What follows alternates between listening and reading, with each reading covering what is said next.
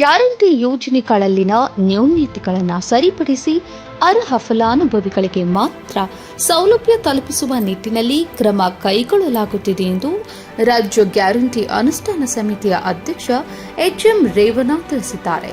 ಹೊಸದುರ್ಗ ಪಟ್ಟಣದ ತಾಲೂಕು ಪಂಚಾಯಿತಿ ಆವರಣದಲ್ಲಿರುವ ಗ್ಯಾರಂಟಿ ಅನುಷ್ಠಾನ ಕಚೇರಿಯಲ್ಲಿ ಸುದ್ದಿಗೋಷ್ಠಿ ನಡೆಸಿ ಮಾತನಾಡಿದ ಅವರು, ಗ್ಯಾರಂಟಿ ಯೋಜನೆಗಳ ಅನುಷ್ಠಾನ ಸಮಿತಿ ಏಕೆ ಬೇಕು ಎಂದು ವಿರೋಧ ಪಕ್ಷಗಳು ಪ್ರಶ್ನಿಸುತ್ತಿವೆ.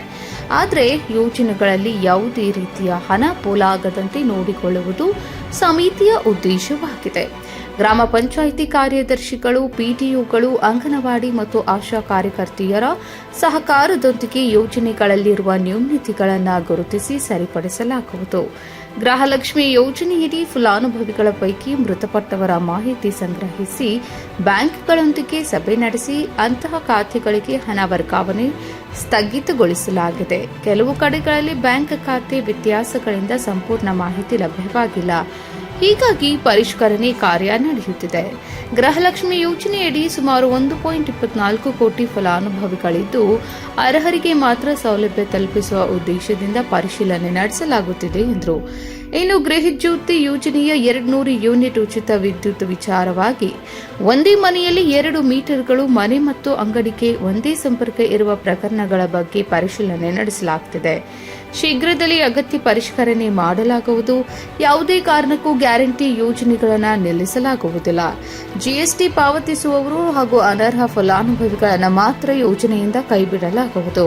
ಅರ್ಹರಿಗೆ ಯೋಜನೆಯ ಸೌಲಭ್ಯ ಮುಂದುವರಿಯಲಿದೆ ಎಂದು ಎಚ್ಎಂ ರೇವಣ್ಣ ಸ್ಪಷ್ಟಪಡಿಸಿದರು.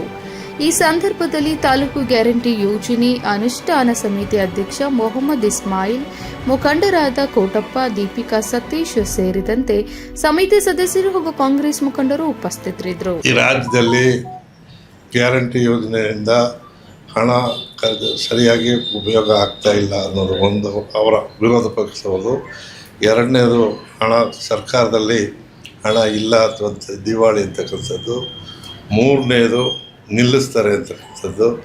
ಇವೆಲ್ಲ ಮಾತು ಬರೋದಕ್ಕೆ ಕಾರಣ ಏನಪ್ಪ ಅಂದರೆ, ನಾವು ಕಳೆದ 3 ವರ್ಷದಿಂದ ಕೊಡುವಂಥ ಸಂದರ್ಭದಲ್ಲಿ ಒಂದು ಮೀಟಿಂಗ್, ನಾನು 31 ಜಿಲ್ಲೆಯಲ್ಲೇ 26 ಜಿಲ್ಲೆ ಸುತ್ತಿದ್ದೇನೆ. ನಾನು ಸುತ್ತಿ ಅಲ್ಲಿ ನೇರವಾಗಿ ನಾನು ನೋಡಿದಂಥ ಸಂದರ್ಭದಲ್ಲಿ 8/9/2025 8/9/25 ಒಂದು ಸಭೆಯಲ್ಲಿ ಒಂದು ಮಾಹಿತಿ ಬಂತು.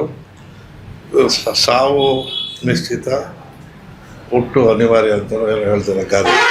ಆ ರೀತಿ ಸಾವು ನಡ್ಕೊಂಡು ಬರ್ತಾರೆ ಅಂತ ನಾವೇನು ಮಾಡಿದ್ವಿ, ಈ ಮನೆಯ ಯಜಮಾನಿಗೆ 2,000 ಕೊಡೋದೇ ಗೃಹಲಕ್ಷ್ಮಿಯ ಕಾರ್ಯಕ್ರಮ. ಆದರೆ ತೀರ್ಕೊಂಡಾಗ ಅದೇನಾಗಬೇಕು ಅನ್ನೋದ್ರ ಬಗ್ಗೆ ಮಾಹಿತಿ ಇರಲಿಲ್ಲ. ಇದು ಹೊಸ ಕಾರ್ಯಕ್ರಮ ಆದ್ದರಿಂದ ನ್ಯೂನತೆಗಳು ಬರೋದ್ರಲ್ಲಿ 1-2 ನ್ಯೂನತೆ ಬರುತ್ತೆ, ಅದನ್ನಿಲ್ಲ ಅಂತಲೂ ಹೇಳಲ್ಲ. ಆ ನ್ಯೂನತೆ ಸರಿಪಡಿಸೋಕ್ಕೋಸ್ಕರವೇ ಈ ಪರಿಷ್ಕರಣೆ ಅನ್ನೋ ಮಾತು ಬಂದಿದ್ದು ಅನ್ನೋದನ್ನು ತಮಗೆ ತಿಳಿಸೋಕೆ ಇಷ್ಟಪಡ್ತೇನೆ. ಮಾಧ್ಯಮದ ಗೆಳೆಯರೇ, ಅವತ್ತು ನಾವು ನೋಡಿದಾಗ ಬಂದ ವಿಷಯ, DBT ಮೂಲಕ ಅವ್ರಿಗೆ ನೇರವಾಗಿ ಹೋದಂಥ ಹಣ ಬ್ಯಾಂಕ್ನಲ್ಲಿ ಉಳಿದಿದೆ, ಅವ್ರಿಗೆ ತಲುಪಿಲ್ಲ. ಇದು ಗೊತ್ತಾದ ನಂತರ ನಾವು ಮತ್ತೆ ಮುಖ್ಯಮಂತ್ರಿಗಳಿಗೂ ವಿಷಯ ತಿಳಿಸಿದ್ವಿ. ಮುಖ್ಯಮಂತ್ರಿಗಳ ಅನುಮೋದನೆ ತಗೊಂಡು ನಾನು ಸರ್ಕಾರಕ್ಕೂ ಕೂಡ ಕಾಗದ ಬರೆದು 21/10/2025 ಚೀಫ್ ಸೆಕ್ರೆಟರಿಯವರಿಗೆ ಮತ್ತು CM ಕಾಗದ ಬರೆದು ಇದರಿಂದ ಸರಿಯಾದ ರೀತಿಯಲ್ಲಿ ಮಾಹಿತಿ ಬೇಕು ನಮಗೆ. ಏಕೆ ಅಂತ ಹೇಳಿದ್ರೆ ಏನಿದೆ, ಎಲ್ರಿಗೂ ಒಂದೊಂದು ಇಲಾಖೆಗೆ ಒಬ್ಬರು ಸಚಿವರು ಇರ್ತಾರೆ, ಒಂದೊಂದು ಇಲಾಖೆಗೆ ನೋಡ್ಕೊಳ್ಳೋಕ್ಕಿರುತ್ತೆ. ಆದರೆ ನಮ್ಮ ಪ್ರಾಧಿಕಾರದ ವಿಶೇಷತೆ ಏನಪ್ಪ ಅಂದರೆ, 5 ಇಲಾಖೆಗಳ ಅಡಿಷ್ನಲ್ ಚೀಫ್ ಸೆಕ್ರೆಟರಿಗಳ ಜೊತೆಲಿ ಸಂಬಂಧ ಇಟ್ಕೊಂಡು ಅವ್ರ ಜೊತೆಲಿ ಸರಿಯಾದ ರೀತಿಯಲ್ಲಿ ಮಾಹಿತಿ ತಗೊಂಡು ನಾವು ನೋಡ್ಕೊಳ್ಬೇಕಾದ್ದು ನಮ್ಮ ಕರ್ತವ್ಯ. ನಮ್ಮ ಆದ್ಯತೆ ಕಟ್ಟಕಡೆಯ ವ್ಯಕ್ತಿಗೂ ಈ ಕಾರ್ಯಕ್ರಮ ತಲುಪಬೇಕು ಅನ್ನೋದೇ ಉದ್ದೇಶ, ಸರ್ಕಾರದ ಉದ್ದೇಶ. ಆ ದೃಷ್ಟಿಯಲ್ಲಿ ನಾವು ಪ್ರಯತ್ನ ಮಾಡಿದಾಗ ಅಂದು ನಮಗೆ ಗೊತ್ತಾಗಿದ್ದು, ಆ ಸಮಯದಲ್ಲಿ 5/12/25 ಮುಖ್ಯ ಕಾರ್ಯದರ್ಶಿಗಳ ನೇತೃತ್ವದಲ್ಲಿ ಸಭೆ ಮಾಡ್ತೇನೆ. ಆ ಸಭೆಯಲ್ಲಿ ನಮ್ಗೆ ಗೊತ್ತಾಗಿದ್ದು 62,000 ಜನರು ಮರಣ ಹೊಂದಿದ್ದಾರೆ. ಅವ್ರ ಅಕೌಂಟ್ಗೆ ದುಡ್ಡು ಹೋಗಿದೆ. ಅದು 79,000 ಕೋಟಿ ರೂಪಾಯಿಗಳ ಹಣ ಬ್ಯಾಂಕ್ಗಳಿಗೆ ಹೋಗಿದೆ. ಎಲ್ಲವೂ ನೇರವಾಗಿ ಬೇರೆಯವ್ರಿಗಾದರೆ ಮಧ್ಯವರ್ತಿಗಳಿಲ್ಲ, ಇದರಲ್ಲಿ ಲಂಚ ಇಲ್ಲ. ಟಿ ಬಿ ಟಿ ಮಿಲ್ಕ ನೇರವಾಗಿ ಅವ್ರಿಗೆ ಹೋಗುವಾಗ ಅವರೇ ಬಂದು ಪಡೆದಿದ್ದರೆ ನಮ್ಗೆ ಅಕೌಂಟ್ ಸಿಗ್ತಾಯಿತ್ತು. ಅವ್ರು ನೇರವಾಗಿ ಬಂದು ಪಡೆದೇ ಅವ್ರ ಅಕೌಂಟ್ಗೆ ಹೋದಾಗ ಈ ಹಳ್ಳಿಗಾಡಿನ ಈಗ ನಿಮ್ಮೂರಿನಲ್ಲೇ ಆಗಲಿ ಇದೇ ಇಲಾಖೆ ಇದೆ, ಬರ್ಸೆಂಟ್ ಡೆತ್ ಇಲಾಖೆ ಅಂತ ಇದೆ. ಆದರೆ ಎಷ್ಟು ಜನ ಅವ್ರಿಗೆ ರೆಕಾರ್ಡ್ ಕೊಡ್ತಾರೆ, ಎಷ್ಟು ಜನ ಮಾಹಿತಿ ಕೊಡ್ತಾರೆ, ಅದು ಕೊಟ್ಟಿರಲಿಲ್ಲ. ಮಾಹಿತಿಯ ಕೊರತೆಯಿಂದ ನಾವು ಸ್ವಲ್ಪ ಪ್ರಯತ್ನ ಮಾಡಿದ್ವಿ. ಅದರ ಅಡಿಯಲ್ಲಿ ಬಂದಂಥ ವಿಷಯ ಈ ರೀತಿ ಆಗಿರ್ತಕ್ಕಂಥ ತಪ್ಪು ಅಂತ ಗೊತ್ತಾದ ಮೇಲೆ ಮತ್ತೊಂದು ಮೀಟಿಂಗನ್ನು ನಾವು 5/5/2026 ಸಭೆ ನಡೆಸಿ ಗೃಹಲಕ್ಷ್ಮಿಯಲ್ಲಿ ಫಲಾನುಭವಿಗಳು ಮರಣ ಹೊಂದಿದವರ ಬಗ್ಗೆ ಮಾಹಿತಿ ಕೇಳಿದಾಗ ಸರಿಯಾದ ಮಾಹಿತಿ, ಏಕೆಂದರೆ 5 ಇಲಾಖೆಗಳ ಒತ್ತಡದಿಂದ ನನ್ನ ಕೈ ಕೆಳಗೆ 5 ಅಡಿಷ್ನಲ್ ಚೀಫ್ ಸೆಕ್ರೆಟರೀಸ್ ಕೆಲಸ ಮಾಡ್ತಾರೆ. ಒಂದೊಂದು ಇಲಾಖೆಗೂ ಹೆಡ್ಡು 5 ಜನ ಮಂತ್ರಿಗಳಿದ್ದಾರೆ.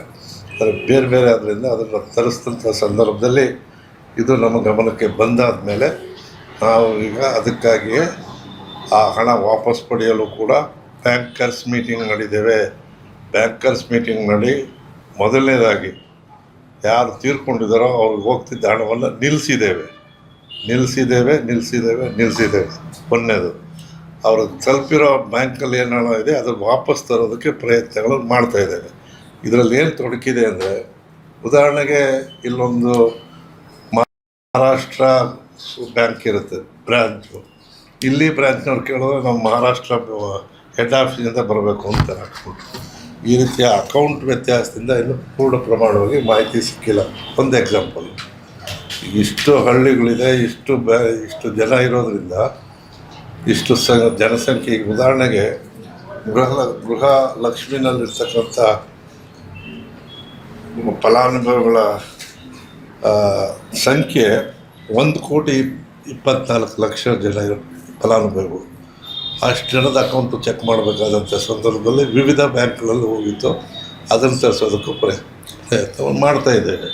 ಆ ದೃಷ್ಟಿಯಲ್ಲಿ ಅದು ಗಮನಕ್ಕೆ ಬಂದ ಮೇಲೆ ನಮ್ಮ ಪ್ರಸ್ತುತ ಮುಖ್ಯಮಂತ್ರಿಗಳು ಈ ಹಣ ಪೋಲಾಗಬಾರ್ದು, ಇದು ಸರಿ ಬರಬೇಕು, ಇದ್ರ ಬಗ್ಗೆ ಪರಿಷ್ಕರಣೆ ಆಗಬೇಕು ಅಂತ ಅಂದು ಹುಟ್ಟಿದ್ದೇ ಈ ಚರ್ಚೆಗೆ ಮೂಲ ಕಾರಣ.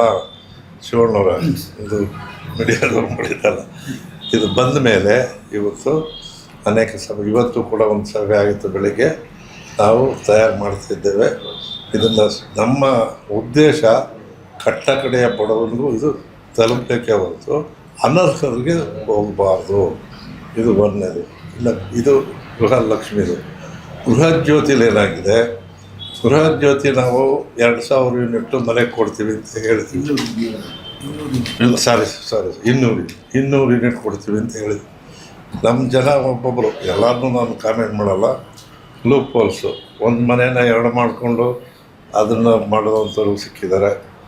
ಆಮೇಲೆ ಅಂಗಡಿ ಇಟ್ಕೊಂಡಿರೋರು ಮನೆ ಮತ್ತು ಅಂಗಡಿಗೂ ಅದೇ ಲೈಟ್ ಉಳಿಸ್ತಾ ಇರೋರು ಸಿಕ್ಕಿದ್ದಾರೆ. ಮತ್ತು ಡೊಮೈಸಲ್ ಬೇರೆ ರಾಜ್ಯಗಳಿಂದ ಬಂದಿಲ್ಲಿ ವಾಸ ಮಾಡ್ತಕ್ಕಂಥ ಜನರಿಗೆ ನಮ್ಮ ರಾಜ್ಯದ ಇದು ಟ್ಯಾಕ್ಸ್ ಪೇಮೆಂಟ್ ನಮ್ಮ ರಾಜ್ಯಕ್ಕೆ ಸಿಗಬೇಕು ಅನ್ನೋದೇ ನಮ್ಮ ಮುಖ್ಯಮಂತ್ರಿಗಳ ಉದ್ದೇಶ. ಅದು ನಮ್ಮ ಆಶಯ ಕೂಡ. ಆ ದೃಷ್ಟಿಯಿಂದ ಇವೆರಡರ ಪರಿಷ್ಕರಣೆ ಬಗ್ಗೆ ಚರ್ಚೆ ಆಗ್ತಾಯಿದೆ. ಭಾಳ ಜಾಗೃತಿಯಾಗಿ ಮುಖ್ಯಮಂತ್ರಿಗಳು ದಿನನಿತ್ಯ ಇದ್ರ ಬಗ್ಗೆ ನಮ್ಮ ಮೇಲೆ ಕಾರ್ಯ ಕೊಡ್ತಾಯಿದ್ದಾರೆ, ಒತ್ತಡ ತರ್ತಾಯಿದ್ದಾರೆ. ಮೀಟಿಂಗಿನ ಮೇಲೆ ಮೀಟಿಂಗ್ ಮಾಡ್ತಾಯಿದ್ದೇವೆ. ಅತಿ ಶೀಘ್ರದಲ್ಲೇ ಇದನ್ನು ಪರಿಷ್ಕರಣೆ ಮಾಡಿ, ಅಂದರೆ ಇದೇನೇ ನಾವು ಪರಿಷ್ಕರಣೆ ಮಾಡಲಿಕ್ಕೆ ನಡೀತಾ ಇರುತ್ತೆ. ಯಾವುದೇ ಕಾರಣಕ್ಕೂ ಈ ಕಾರ್ಯಕ್ರಮ ನಿಲ್ಲಲ್ಲ. ಗೃಹಲಕ್ಷ್ಮಿನೂ ನಿಲ್ಲಲ್ಲ, ಗೃಹ ಜ್ಯೋತಿನೂ ನಿಲ್ಲಲ್ಲ. ಪರಿಷ್ಕರಣೆಯ ನಂತರ ಯಾರಿಗೆ ಇನ್ಕಮ್ ಟ್ಯಾಕ್ಸ್ ಇದ್ದಾರೆ, ಪೇಯರ್ಸ್ ಇದ್ದಾರೆ, ಯಾರು GST ಪೇಯರ್ಸ್ ಇದ್ದಾರೆ, ಯಾರು ಮರಣ ಹೊಂದಿದ್ದಾರೆ, ಯಾರು ತಪ್ಪಲ್ಲಿ ತೊಗೊಂಡಿರ್ತಾರೆ ಅಂಥವ್ರು ಮಾತ್ರ ಬಿಟ್ಟು ನಿಜವಾದಂಥ ಫಲಾನುಭವಿಗಳಿಗೆ ಯಾವತ್ತೂ ಕೂಡ ಹಣ ನಿಲ್ಲಲ್ಲ, ಈ ಕಾರ್ಯಕ್ರಮ ನಿಲ್ಲಲ್ಲ. ಅದರಿಂದ ಇದ್ರ ಬಗ್ಗೆ ಇರ್ತಕ್ಕಂಥ ಊಹಾಪೋಹವನ್ನು ವಿರೋಧ ಪಕ್ಷದವ್ರು ಹೇಳ್ತಕ್ಕಂಥ ಮಾತುಗಳಿಗೆ ನಾನು ಉತ್ತರ ಕೊಡ್ತಾ, ಈ ಕಮಿಟಿ ಹಾಕಿರಬೇಕು ಅನ್ನೋದು ಮಾತು ವಿರೋಧ ಪಕ್ಷದ ನಾಯಕರು ಅಶೋಕ್ ಅವ್ರ ಮಾತು ಹೆಸರು ಹೇಳಕ್ಕೆ ಹೋಗಲ್ಲ, ಅವ್ರು ಮಾಡಿದ್ದಾರೆ. ಆದರೆ ಕಂಡಿಡ್ದಿರೋರೇ ನಾವು. ನಮ್ಮ ಕೆಲಸವೇ ಒಂಥರ ವಾಗ್ದಾಗಿದ್ದಾಗೆ. ಶಿವಣ್ಣವ್ರು ಹೇಳ್ದಂಗೆ ನಮ್ಮ ಪಡೆ 4,000 ಚಿಲ್ಲರೆ ಪಡೆ ಇದೆ ನಮ್ಮ ಹತ್ರ. ಎಲ್ಲರಿಗೂ ID ಕಾರ್ಡ್ ಇದೆ, ಎಲ್ಲರಿಗೂ ಆಫೀಸ್ ಇದೆ. ಎಲ್ಲರಿಗೂ ಜಿಲ್ಲೆಯ ಇಒಗಳು ಮತ್ತು ಸಿ ಒಗಳ ಸಂಪರ್ಕ ಇದೆ. 5 ಇಲಾಖೆಯ ಅಧಿಕಾರಿಗಳ ಸಂಪರ್ಕದಿಂದ ಇವತ್ತು ಮಾಡ್ತಾಯಿದ್ದೇವೆ. ಇದ್ರ ಜೊತೆಗೆ ನಮ್ಮ ಇನ್ನೊಂದು ಮೀಟಿಂಗ್ನಲ್ಲಿ ಈಗಾಗಲೇ ನಾವು ಇದ್ರ ಬಗ್ಗೆ ಆ್ಯಪನ್ನು ಮಾಡಿದ್ದೇವೆ. ಅದ್ರ ಮೂಲಕ ಹಳ್ಳಿಯ ಪಂಚಾಯಿತಿಯ ಸೆಕ್ರೆಟ್ರಿ, PDO, ಅಂಗನವಾಡಿ ಕಾರ್ಯಕರ್ತರು ಮತ್ತು ನಮ್ಮ ಆಶಾ ಕಾರ್ಯಕರ್ತರನ್ನು ಉಪಯೋಗಿಸ್ಕೊಂಡು ಈ ನ್ಯೂನತೆ ಸರಿ ಮಾಡೋದಕ್ಕೆ ಡ್ರೈವ್ ಮಾಡಿಸ್ಬೇಕು ಅಂತ ನಾವು ತೀರ್ಮಾನ ಮಾಡಿದ್ದೇವೆ. ಇನ್ನೂ ಅದು ಪ್ರಥಮ ಹಂತದಲ್ಲಿದೆ.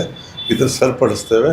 ಇದು ತಮ್ಮ ಮೂಲಕ ಈ ರಾಜ್ಯದ ಜನತೆಗೆ ತಿಳಿಸೋದಕ್ಕೊಂದು ಅವಕಾಶವನ್ನು ಮಾಡಿಕೊಟ್ಟಂಥ ಮೊಹಮ್ಮದ್ ಇಸ್ಮಾಯಿಲ್ ಅವರಿಗೆ ಧನ್ಯವಾದ ಹೇಳಿ ತಮ್ಮೆಲ್ಲರಿಗೂ ನಾನು ಈ ವಿಷಯವನ್ನು ಮನ್ನಣೆ ಮಾಡಿ ತಮ್ಮ ಪ್ರಶ್ನೆ ಏನಾಯ್ತು ಕೇಳ್ಬೋದು. ಗೃಹಲಕ್ಷ್ಮಿ ಸ್ವಲ್ಪ ಒಳ್ಳೆ ಗೊಂದಲ ಇದೆ. 2 ಲಕ್ಷ ರೂಪಾಯಿ ಕೊಡ್ತಾ 2,000 ರೂಪಾಯಿ ಕೊಡ್ತಿದ್ದಾರೆ ತಿಂಗಳ. ಈಗ ಸ್ವಲ್ಪ ನೂತನ ಮುಖ್ಯಮಂತ್ರಿಗಳು 5,000 ರೂಪಾಯಿನ ಏರಿಸಿದ್ದಾರೆ ಅಂತ ಸುದ್ದಿ ಇದೆ. ಅದು ಎಲ್ಲ ಫೇಕ್ ಏನೋ ಗೊತ್ತಾಗ್ತಿಲ್ಲ, ಫೇಕ್ ಬಂದಿದೆ. ಬಟ್ ಅದು ಸಾರ್ವಜನಿಕರು ಭಾಳ ಗೊಂದಲ ಇದ್ದು ಪ್ರಶ್ನೆ ಏನು ಕೊಡ್ತಿದೆ, 5,000 ರೂಪಾಯಿ ಹಾಕ್ತಾರೆ, ಹೊಸ ಖಾತೆ ಮಾಡಿಸ್ಬೇಕು ನಾವು ಗೃಹಲಕ್ಷ್ಮಿಗೆ ಅಂತ. ಸುಳ್ಳು. ಏನು 2,000 ಕೊಡ್ತಿದ್ವಿ ಅದೇ ಕಂಟಿನ್ಯೂ ಆಗುತ್ತೆ. ಎಲ್ಲೂ ಕೂಡ ಮುಖ್ಯಮಂತ್ರಿಗಳು ತಾವು ಇದ್ದೀರ ರಾಜ್ಯ ಮಟ್ಟದ ಪತ್ರಿಕಾ ಹೇಳಿಕೆನೂ ಮಾಡಿಲ್ಲ ಅಥವಾ ಸ್ಟೇಟ್ಮೆಂಟು ಮಾಡಿಲ್ಲ, TV ಬಂದಿಲ್ಲ. ಯಾರೋ ದುಷ್ಕರ್ಮಿಗಳು ಇದನ್ನು ಇದಿದೆ ಯೂನಿವರ್ಸಿಟಿ, ವಾಟ್ಸಪ್ ಯೂನಿವರ್ಸಿಟಿ, ಇದನ್ನು ನಾನು ವಾಟ್ಸಪ್ ಯೂನಿವರ್ಸಿಟಿ ವಾಟ್ಸಪ್ ಯೂನಿವರ್ಸಿಟಿ ಅದರಲ್ಲಿ ಯಾರಾದರೂ ಹಾಕಿದರೆ ಅದು ತಪ್ಪು ಮಾಹಿತಿ. ಅವ್ರು ಮತ್ತೆ ಅರ್ಜಿ ಹಾಕೋ ಅವಶ್ಯಕತೆ ಏನಿಲ್ಲ. ಅದನ್ನ ತೀರ್ಮಾನಕ್ಕೆ ಚರ್ಚೆ ನಡೀತಾ ಇದೆ ಅಂತ ಹೇಳಿದ್ನಲ್ಲ, ಅದರ ಪರಿಷ್ಕರಣೆ ವಿಷಯದಲ್ಲಿ ಬರುತ್ತೆ. ಅದು ಕೂಡ ತುರ್ತಾಗಿ ಸಭೆಗಳಾಗ್ತಾಯಿದೆ, ಫೈನಲ್ ಆಗಬೇಕು.